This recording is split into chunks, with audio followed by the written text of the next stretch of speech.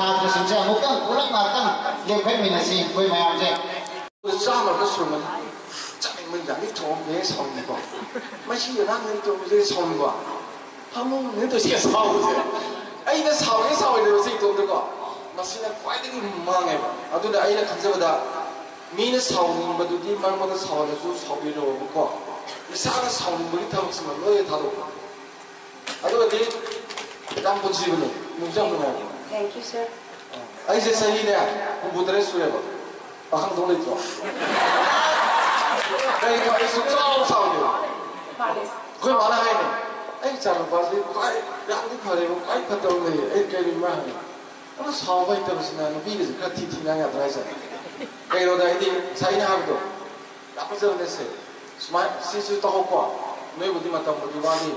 if you reach you have to be very simple nangsi ang nga ko yang cham na hingo if you executive ko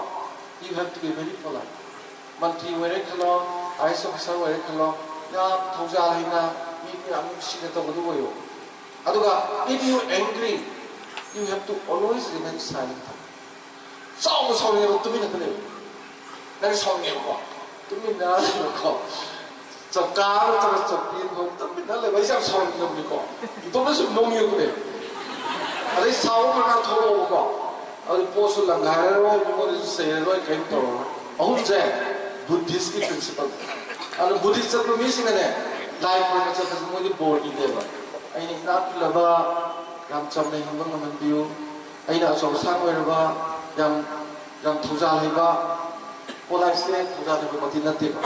양나 항상 강바 아두가 왜 한규 아두가 아이는 양 성가가 도민을 내는 거면 요니로 보시는 거는 것에 if you reach you have to be very simple if you authority you have to be very polite if you angry you always remain silent 심이 아버지는 뭐 쩌가 떠오르고 땡칸 뭐냐 안 파는 거네. Thank you. 자기도 그런 거 하이세게.